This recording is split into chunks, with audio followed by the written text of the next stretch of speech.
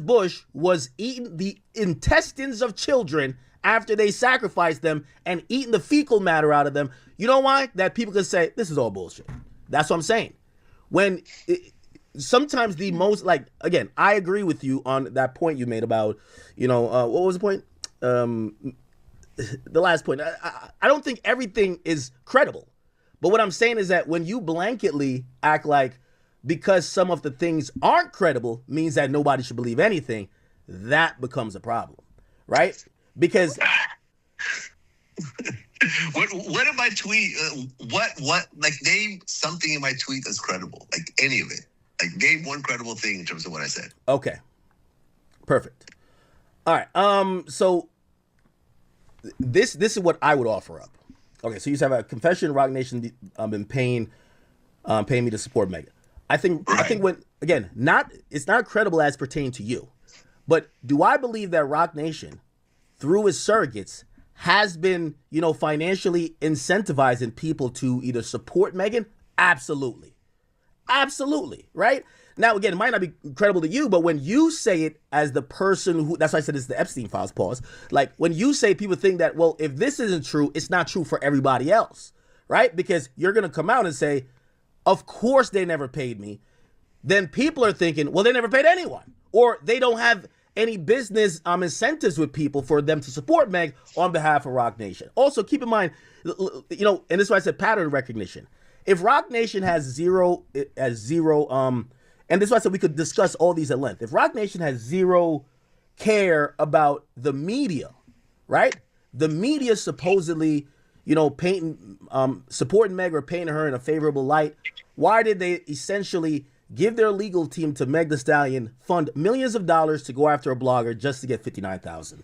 Right? Did Rock Nation actually fund that, or did Megan just fund that herself to prove a point? And I think, and when you talk about these media connections and so forth, Vlad, like I've really been kind of fair on both times, because the girl that Megan sued, I had a conversation with her and I told her that it's just financial bullying, because at the end of the day, some random blogger that doesn't have a massive following like this girl putting out a couple things about Tory does not change anything. Vlad. Doesn't change anything. And this is where and funding someone like me doesn't change anything. And there's too many media outlets out there. It's not like it was in the 1980s, where if you got CNN to get behind you, suddenly you change the whole narrative. No.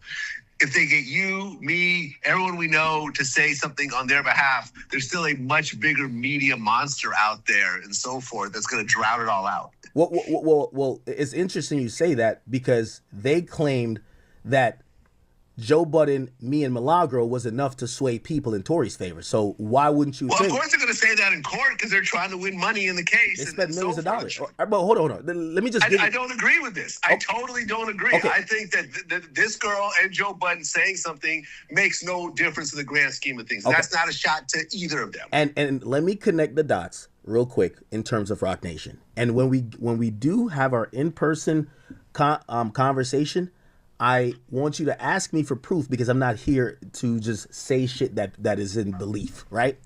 So when I spoke about, and I did a 7-hour deposition with the law, it's the same law firm that's representing her, that is Alex Spiro, who's Jay-Z's personal attorney, his firm, okay? Quinn Emanuel.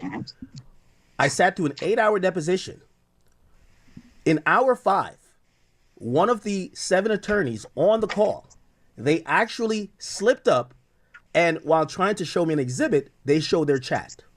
And their chat to each other was, hey, Akademiks just said this. Could you let Desiree Perez, not Meg Thee Stallion, Desiree Perez, the CEO of Rock Nation. So I know you're saying, oh, Rock Nation has nothing to do with it. Why would that be a thing? Why would, in a deposition with me for Meg versus this woman, they need to alert Rock Nation if they're not behind it? And I have proof of this. This is not something I made up. I have literal proof. Okay. So you have an artist that's tied to Rock Nation that's suing somebody using the same law firm that Rock Nation uses. Whether Rock Nation is funding it or not funding it, I'm not quite sure. And they're relaying information. This is all regular legal shit. People sue all the time. I sue people. People sue me. People have sued you before. I'm not sure if you've sued people. Like, this is regular business shit. People and they're sue each relaying other. information to Rock Nation, but you think they're Okay, not but isn't Megan signed to Rock Nation? So there is a business connection there. That's all fine. That's all plausible. Jay-Z buying off every juror and paying the doctor to lie about Megan getting shot. No. Vlad, That's why I ridiculous. keep saying Epstein files. We're not saying the doctor was bought off. Like, again, I'm a skeptic. I'll definitely say I'm a skeptic.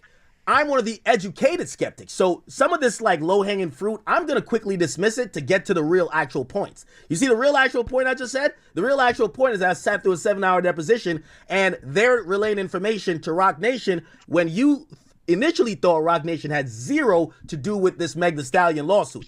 Clearly they do if they're sending the info to the CEO. Secondly, during the trial, it's well documented that on the days that even when Meg Thee Stallion was not there, they saw sitting in tandem with the DA was Desiree Perez, CEO of Rock Nation. Again, hey,